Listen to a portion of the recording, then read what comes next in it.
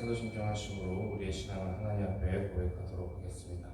나는 전능하신 아버지 하나님, 천지의 창조주를 믿습니다. 나는 그의 유일하신 아들 우리 주 예수 그리스도를 믿습니다.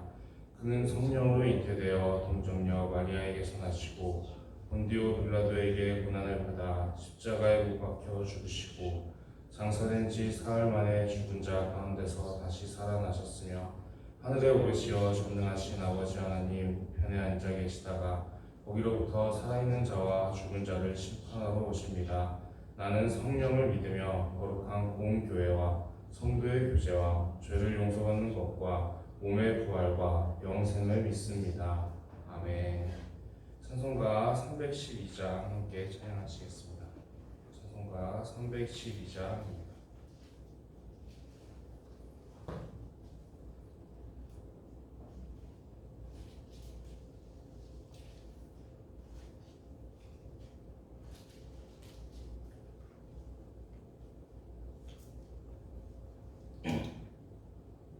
찬송가 312장 함께 찬양하시겠습니다. 너 하나님께 이끌리어 일평생 주만 바라며 너 어려울 때 힘 주시고 언제나 지켜주시리. 주 크신 사랑 믿는 자 그 반석 위에 서리라. 너 설레는 맘 가다듬고 희망 중 기다리면서 그 은혜로 신 주의 뜻과 사랑에 만족하여라.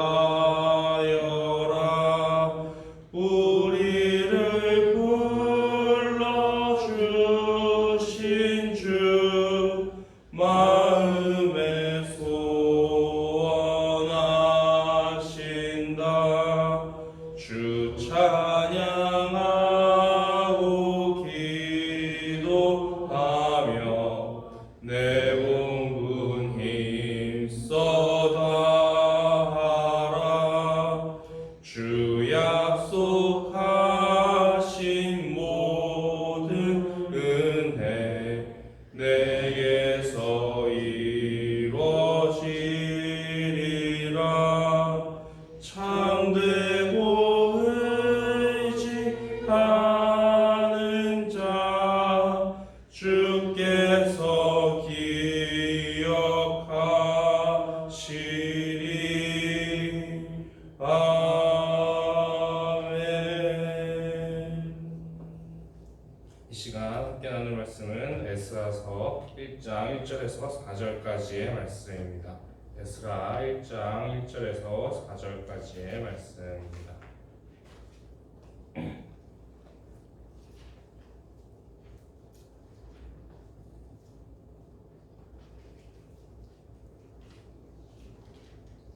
에스라 1장 1절에서 4절까지의 말씀을 교독하여 읽도록 하겠습니다. 바사왕 고레스 원년에 여호와께서 예레미야의 입을 통하여 하신 말씀을 이루게 하시려고 바사왕 고레스의 마음을 감동시키심에 그가 온 나라에 공포도 하고 조서도 내려 이르되 바사왕 고레스는 말하노니 하늘의 하나님 여호와께서 세상 모든 나라를 내게 주셨고 나에게 명령하사 유다 제사장의 성전을 건축하라 하시나니 이스라엘의 하나님은 참 신이시라. 너희 중에 그의 백성된 자는 다 유다 예루살렘으로 올라가서 이스라엘의 하나님 여호와의 성전을 건축하라. 그는 예루살렘에 계신 하나님이시라. 그 하나님은 백성이 어느 곳에 머물러 사는지 그 사람들이 마땅히 은과 금과 조각의 물건과 짐승으로 도와주고 그 외에도 예루살렘에 세울 하나님의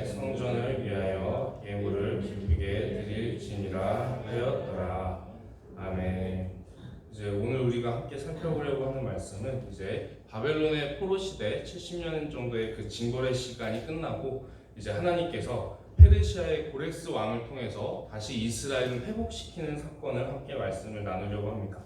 지금 이제 고레스는 페르시아의 왕입니다. 우리가 알고 있다시피 이제 이방의 왕인데 이 이방 왕이 이제 이스라엘 백성들이 뭐 독립운동을 한다던가 뭐 로비를 한다던가 이런 것도 아닌데 이제 지금 오늘 우리가 읽은 말씀처럼 하나님께서 나에게 그렇게 시키셨다라고 순종하면서 이제 이스라엘 사람들에게 고향으로 돌아가도 좋다라고 길을 열어주는 모습을 볼 수가 있습니다. 그러면서 이제 하는 말이 뭐냐면 이 고레스가 성전 이 사람들 고향으로 돌려보내줄 뿐만 아니라 성전을 건축할 수 있도록 예루살렘 성전을 건축할 수 있도록 그 비용까지도 페르시아에서 다 지원해주겠다라고 이제 얘기도 하게 됩니다.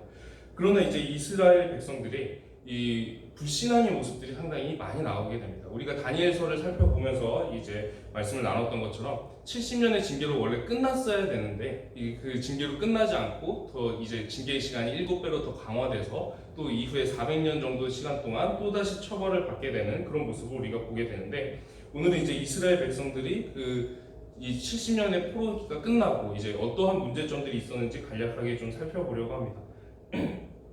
지금 이제 오늘 말씀을 보게 되면은 이제 고레스가 이스라엘 백성들은 모두 다 이제 고향으로 돌아가도 좋다. 돌아가서 너희 하나님의 성전을 건축해라 이렇게 이 명령을 내렸습니다. 그러나 길을 열어주었는데도 이제 문제가 무엇이냐면 많은 이제 이스라엘 백성들, 유다 백성들 가운데에서 고향으로 돌아가지 않는 사람들이 많이 있었다라는 것입니다. 왜냐하면은 이제 이스라엘 같은 경우에 남유다도 마찬가지고 이미 이제 전쟁으로 인해서 거의 이제 폐허가 된 그런 상황이었습니다. 그러고 나서 이제 사람들이 이제 많이들 끌려가고 이렇게 했기 때문에 그게 이제 뭐 시간이 지난다고 해서 저절로 재건이 돼 있거나 이런 것이 아니라 여전히 이제 그 황폐화되어 있는 그런 상황 가운데 있었습니다. 그러다 보니까 이제 그 고향으로 돌아가게 되면은 이제 그냥 뭐 아무것도 인프라가 구축이 제대로 돼 있는 게 없는 겁니다. 그러다 보니까 이제 고향으로 돌아가면 이제 자기들이 고향으로 돌아가서 그걸 재건하는 일들을 하기 시작해야 되는 건데 이제 그걸 하기가 싫은 거죠. 그러면서 이제 가면 고생할 것 같고 그리고 페르시아에서는 이제 몇십 년간 이제 살면서 이미 적응되어 있고 자리 잡고 살아가던 게 있었기 때문에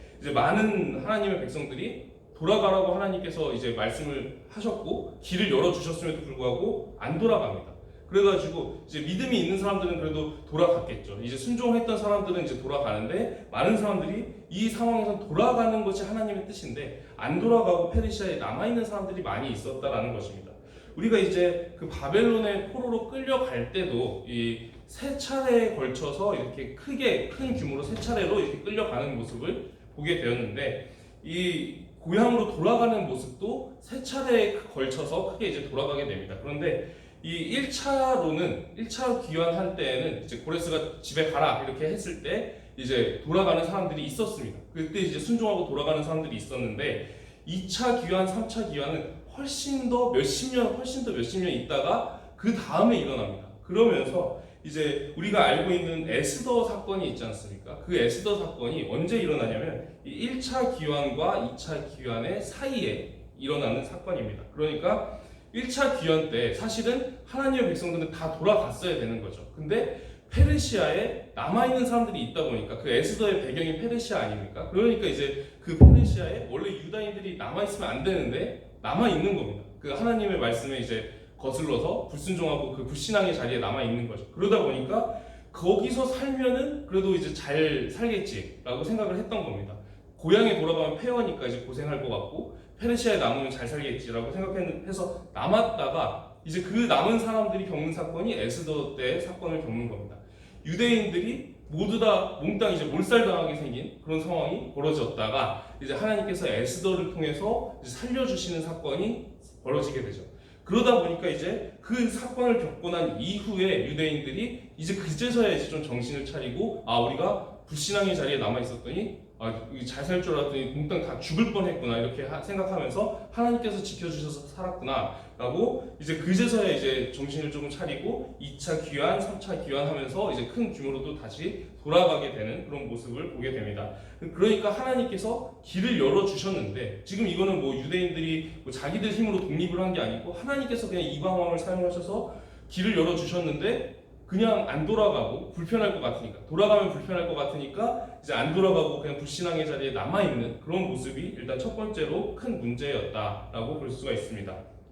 그리고 이제 1차 귀환 때 돌아간 백성들이 있죠. 이 사람들은 그래도 돌아가는 선택을 했으니까, 고생할 걸 각오하고 돌아가는 선택을 했으니까 그래도 믿음을 선택했던 사람들인데, 이 사람들에게도 또 여러 가지 문제점들이 많이 있습니다. 그 문제점 중에 하나를 이제 또 말씀을 나누자면은, 이제 하나님께서 이스라엘을 회복시키셨을 때에는 하나의 이스라엘, 이제는 더 이상 북이스라엘, 남유다 이렇게 분열된 모습으로 이제 쪼개진 모습이 아니라 하나의 통일된 이스라엘의 모습, 그 모습을 기대를 하셨습니다. 그런데 1차 귀환 때 이제 돌아간 백성들이 이제 돌아가서 성전을 건축하려고 하겠죠. 이제 그걸 하려고 이제 또 왔으니까 고향으로 돌아온 것도 기쁘지만 성전을 건축하려고 시작을 합니다.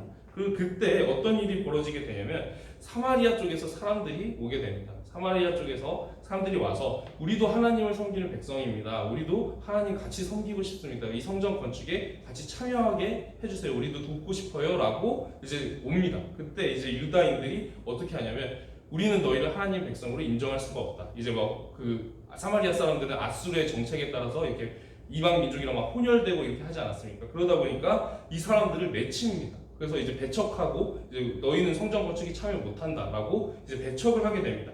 그 시작부터 이제 하나된 이스라엘의 모습이 아니라 이제 분열하고 다투는 그런 모습이 벌어지게 되죠. 그래서 이제 이때부터 이제 사마리아 사람들이 앙심을 품고 이 성전 건축을 방해하기 시작합니다. 이제 그 유다인들이 이상한 거 짓는 것 같아요 하면서 이제 그 위에다가 이제 페르시아 쪽에다가 계속 고발을 합니다. 그러다 보니까 이 성전 건축이 실제로 중단이 되는 상황이 벌어집니다. 그러니까 지금 고레스라는 이방 왕이, 이 페르시아의 왕이 그 비용까지도 다 우리가 페르시아에서 대주겠다. 하나님 백성들은 가서 건축만 해라 라고 이제 다 해줬는데, 이방 왕도 길을 열어주고 고향으로 돌아가게 길도 열어주고 건축할 수 있게 비용까지 대주겠다 했는데, 성전 건축을 시작하자마자 이제 하나님의 백성들끼리 서로 이제 싸워가지고 분열이 돼서 성전 건축이 중단되는 그런 일이 벌어지게 됩니다. 이 하나님의 백성들의 분열 때문에 이제 성전 건축이 중단이 되게 되는 것이죠. 그러고 나서는 이제 꽤나 긴 시간 동안 이 성전을 방치하게 됩니다. 그러니까 하나님께서는 꽤 오래 기다리셨어요. 그냥 이제 말을 안 해도 알아서 눈치껏 이제 하나님의 백성들이 이제 성전을 다시 재건하는데 힘쓰기를 이제 기다리시면서 대놓고 이제 내 집 지어라 이렇게 말하기, 뭐 사람도 좀 민망하지 않습니까? 내 일을 해라 이렇게 하기. 그래서 이제 그냥 알아서 때 되면 하겠지 하고 좀 기다리셨는데, 꽤나 긴 시간이 흘렀음에도 불구하고 이 유다 백성들이 성전 재건할 생각을 더 이상 이제 하질 않는 겁니다. 자기들 집은 이제 잘 지어놓고 자리 잡고 또 이제 자기들 일은 열심히 돌보면서 자기들 집은 이제 괜찮은 집 지어놓고 살면서 이제 하나님의 집은 이제 여전히 폐허가 되어 있는데 재건할 생각을 안 하고 이제 계속 방치를 하니까 결국에는 이제 하나님이 학개라는 선지자를 통해서 이제 대놓고 뭐라고 하십니다. 이제 너무한 거 아니냐고 하면서 이제 너희들 집은 그렇게 이제 제대로 된 집을 지어놓고 그렇게 자리 잡고 살고 하면서 하나님의 집은 아직도 폐허가 되어 있는데 왜 재건할 생각을 안 하냐 이렇게 하면서 대놓고 뭐라고 하십니다. 그래가지고 그 다음부터 이제 이 사람들이 재건할 생각을 다시 하기 시작하는 거죠. 이때 당시에 이제 유대의 총독이 스룹바벨이라는 사람인데, 그리고 페르시아의 왕은 다리오 왕이라는 왕이 있었습니다. 그때 이제 다리오 왕이 또 이제 이 성전 재건하는 거를 중단이 돼 있었지 않습니까? 허락해주고 이제 하면서 이제 성전이 재건이 되게 되는데, 스룹바벨이 또 주도해서 이제 재건이 되게 되는데, 사실 이 다리오 왕이랑 스룹바벨은 이제 다리오 왕이 되기 전부터 사실은 친구였습니다. 원래 이제 알던 사이라는 거죠. 그러면서 이 다리오 왕이 왕이 되기 이전에 이미 자기가 왕이 되면은 이제 예루살렘 성전을 재건할 수 있게 도와주고, 또 이제 하나님의 성전에서 탈취한 그릇들이라던가 이런 전리품이 있지 않습니까? 그런 것들을 돌려주겠다라고 맹세를 했던 일이 있었습니다. 그리고 이제 다리오가 페르시아의 왕이 되자 이제 스룹바벨은 이 다리오 왕 곁에서 왕을 호위하는 경호원 같은 그런 이제 호위직을 맡게 되었는데, 이 호위직이 이제 중요한 인물이 3명, 경비대장 같은 사람이 3명이 있었습니다. 그리고 이제 다리오가 이제 어느 날 이제 귀족들을 불러가지고 잔치를 하는데, 이 잔치가 끝났는데도 이제 잠이 오지 않아가지고 이 경비대장 3명을 부르게 됩니다. 이 경비대장 3명을 불러서 이제 가장 지혜로운 이제 말을 하는 사람에게 큰 상을 내리겠다 이렇게 얘기를 하고 다리오가 이제 각각의 경호원들에게 질문을 하나씩 합니다. 첫 번째 경호원에게 어째서 술이 가장 강하냐라고 묻게 됩니다. 그리고 두 번째 경호원에게는 어째서 왕이 가장 강하냐 이렇게 묻게 되고 세 번째 경호원에게는 어째서 여자가 가장 강하냐라고 묻게 됩니다. 그리고 이제 그 세 개의 질문을 주고 나서 또 이제 어째서 모든 것 가운데에서 진리가 가장 강하냐라고 이제 질문을 하고 이 질문들을 주고 다음날 이제 이 질문들에 대해서 생각을 충분히 한 다음에 다음날 이제 토론을 해보라 이제 시키게 됩니다. 그러고 나서 이제 승자는 이제 스룹바벨이 승리를 하게 되는데 스룹바벨의 답변은 무엇이었냐면 술도 강하고 왕도 강하고 여자도 강하지만 이 모든 것은 하나님의 뜻에 따라 움직이고 있기 때문에 하나님의 뜻을 따르는 것이 가장 중요합니다 라고 대답을 했고 이 대답을 마음에 들기에 여겼던 이 다리오 왕은 스룹바벨이 승자라고 이제 손을 들어주게 되는 것이죠.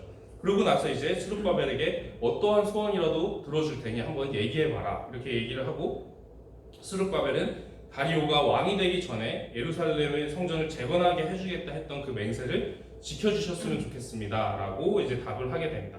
다리오가 이거를 이제 좋게 여기고 성전 재건을 허락하게 되는 것이죠. 그리고 이제 성물도 이제 예루살렘 성전에 반환해주겠다 이렇게 얘기를 하고 이제 중단되었던 성전 건축이 재개되는 상황이 벌어지게 됩니다.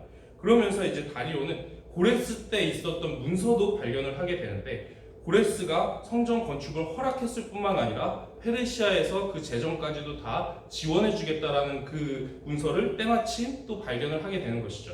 그렇게 하면서 이제 다리오 왕이 똑같이 이제 페르시아에서 성전 건축을 비용을 지원해주겠다. 그렇게 해서 이제 결국에 성전 두 번째 성전 스룹바벨 성전이 이제 완공이 되게 되는 것입니다.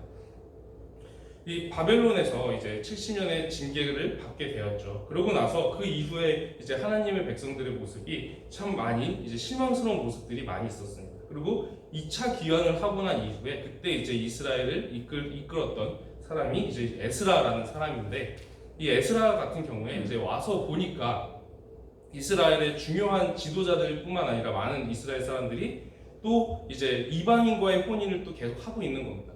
결국에 이제 이스라엘이 무너졌던 이유가 여호수아 때 이후로도 이제 이방인 가나안 족속들 다 쫓아내라 하셨는데도 쫓아내지 않고 계속 남겨두고 그들과 혼인하고 그래서 이제 우상숭배가 이스라엘 가운데 들어오고 결국에 그 우상숭배가 치명타를 가해서 이스라엘이 멸망하기까지 했는데 그 죄를 똑같이 반복을 하고 있었던 겁니다. 그래서 이제 굉장히 이제 그런 실망스러운 모습에 낙담을 해가지고 이 사람이 잠시 이제 넋이 나갑니다. 넋이 나가면서 이제 하나님 앞에서 너무 이제 부끄러워가지고 낯을 들 수가 없습니다 하면서 잠시 이제 굉장히 이제 낙심하고 좌절하는 그런 모습도 이제 에스라서에 나오게 되죠.